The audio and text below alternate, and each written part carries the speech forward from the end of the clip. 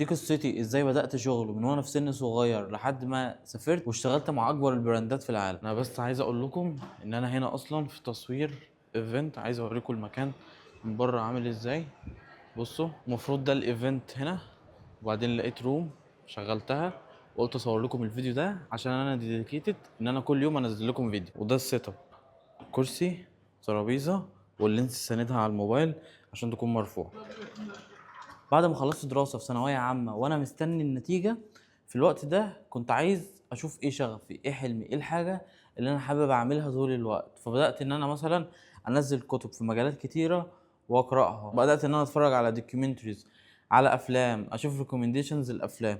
وأنا في البروسيس دي كنت بتفرج طبعا على الحاجات دي كلها على يوتيوب، على الأفلام، الدوكيومنتريز. كان في دوكيومنتريز مثلا عن اينشتاين، عن العلماء. اشوف انا مهتم مثلا بالفيزياء، بالكيمياء، بعلم النفس. وقتها بدات اتفرج على يوتيوبرز كتير، وبدات ان انا اتعلق بيهم واحب موضوع الكونتنت وبحب موضوع التصوير. وكنت شايف ان انا عشان اعمل فيديوهات زيهم على النت لازم ان انا اكون بعرف اصور، لازم اكون بروفيشنال في التصوير. فبدات ان انا اتعلم. كان في البدايه الهدف عشان ان انا اصور كونتنت قدام، او ان انا اعمل فيديوز زيهم، او انا اتعلم اديتنج عشان اعرف اعمل اديتنج معقد وستوري تيلينج بنفس الطريقه بتاعتهم. فبدات ان انا اتفرج على توتوريالز للسيتنج بتاعت الكاميرا، السيتنج بتاعت الموبايل، افكتات، ترانزيشنز، ازاي بنصور، ازاي الشوت ده اتصور، ازاي الفيلم ده اتصور، بيتكلم عن الالوان، بيتكلم يعني بيشرحوا كل حاجه عن مجال التصوير. فعجبني الموضوع قوي، وبدات ان انا اصور حاجات بموبايلي، وفي نفس الوقت وانا بتفرج بحاول ان انا اطبق بموبايلي. بعد النتيجه بفتره كمان جبت لابتوب وجبت كاميرا، فبدات ان انا اصور بالكاميرا واعمل لها اديت على اللابتوب. وقتها حسيت ان ده فعلا شغفي، ان انا مثلا لو انا بشوف، لو انا هل انا مهتم بالفيزياء، هل انا مهتم بالكيمياء، ده كان قبل ما اقدم على الكليات. هل انا مهتم بكليه التجاره، مثلا اشوف كورس اونلاين او كورس على يوتيوب حد بيشرح حاجه عن الكليه واشوف انا مهتم، وبعدين ارجع تاني اصور واعمل افكتات. اشوف مثلا مجال مش عارف ايه وبعدين ارجع اصور. فلقيت ان انا بروح وارجع كل مره، وفي كل مره انا برجع للتصوير. فلقيت ان حسيت ان ده فعلا الحاجه اللي انا بحبها. فبدات ان انا اطور منها، بدات ان انا اتفرج على فيديوهات اكتر، افهم انواع الكاميرات، افهم كل براند كاميرا بيقدم ايه الفرق ما بينهم، ايه الفرق مش عارف ما بين الكاميرا دي والكاميرا دي، السيتنج، كل حاجه في السيتنج. وقتها حتى ممكن كانت الكاميرا اللي معايا كانت كاميرا بسيطة، بس كنت باتعلم برضه في باقي الكاميرات. افتح مثلا الويب سايت بتاع سوني، اشوف اللاينز اللي عندهم، اشوف بينزلوا ايه الفرق ما بين الكاميرا دي والكاميرا دي. اعمل لهم مثلا فولو في اول كاميرا تنزل، اقعد اتابعها واشوف الفيتشرز بتاعتها واقارنها بالكاميرات التانية. فواحدة واحدة بدأت اتعلم. وقتها بقى كنت بصور سنابس على سناب شات، فكنت بعمل اديت للحاجات وانزلها، مثلا ترانزيشنز بقى وافكس والحاجات دي كلها واعمل ايدي كده تغير الاوتفيت، واعمل كده مش عارف الكاب يتغير، والحاجات دي كان زمان، يعني زمان قوي. واعملها، اعمل لها اديت وانزلها على سناب شات. بعدها ظهر الانستجرام ستوريز. يعني وقت اصلا ما انا كنت بصور فيديوز وانزلها كان وقتها سناب شات. بعدها لما الانستجرام نزل بقى الستوريز ما كانش فيه ريلز بقى ولا كل الكلام اللي موجود دلوقتي ده. فبدات ان انا انزلها على ستوريز. وفي نفس الوقت من ضمن الحاجات اللي انا كنت اعملها ان انا عشان اكتشف نفسي بحضر ايفنتس خاصه بالبيزنس، بالانتربرينور شيب بقى، والستارت ابس والشركات. انا طبعا في الايفنتس دي كنت بتعرف فيها على ناس كتير. فواحده من الايفنتس دي اتعرفت فيها على حد، هو كان ماركتنج مانجر شغال مع كذا مكان. هو كان من نفس المدينه اللي انا فيها اللي هي طنطا. بعدها لما رجعنا هو شاف بقى الحاجات اللي انا بنزلها على الانستجرام ستوريز، والكواليتي بتاعتها، كانت الكاميرا الكواليتي بتاعتها حلوه مش وحشه. يعني وقتها اصلا كان معظم اليوتيوبرز على اليوتيوب، انا اصلا عشان كده جبت الكاميرا دي، كان وقتها معظم اليوتيوبرز على اليوتيوب كانوا بيصوروا بيها اللي هي الكانون جي 7 اكس. وانا حتى على اليوتيوب قديم بصور فيديوهات كتيره بالكاميرا دي. فهو عجبه الفكره. وزي ما قلت لكم اول ما الانستجرام ستوريز بقى طلعت فاقترح عليا، قال لي بص انا ممكن اظبط لك مثلا ديل.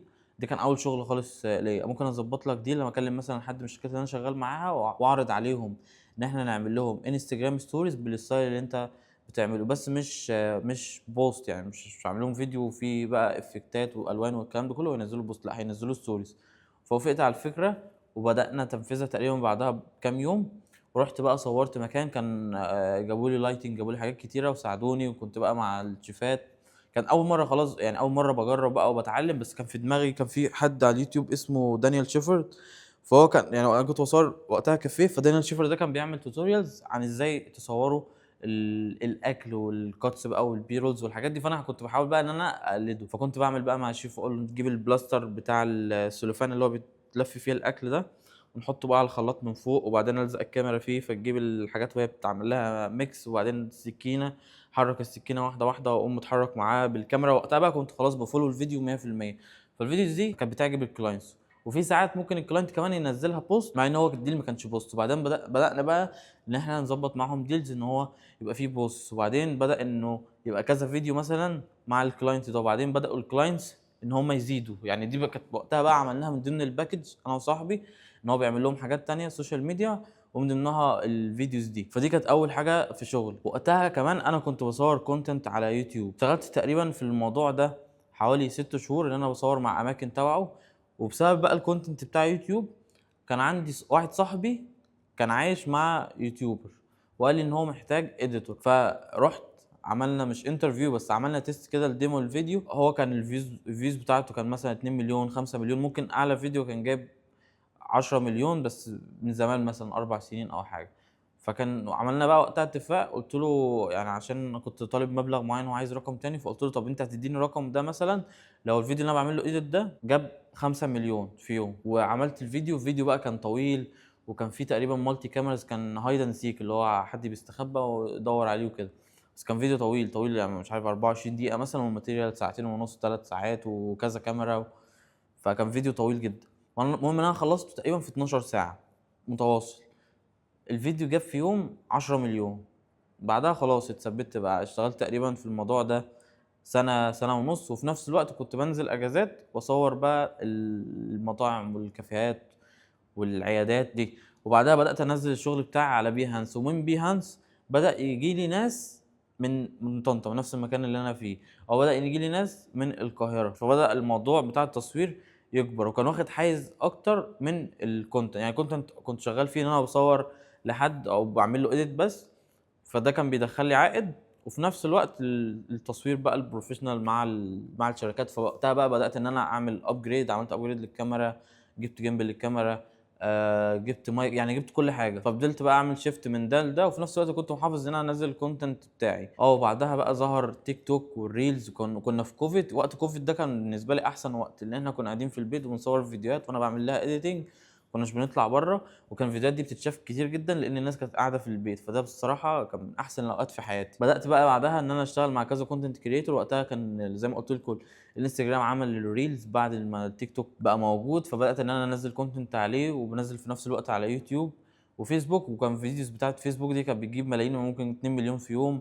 فكنت بنزل عليها كونتنت على طول، وكنت بتعب عليه يعني بقعد وقت طويل عليه.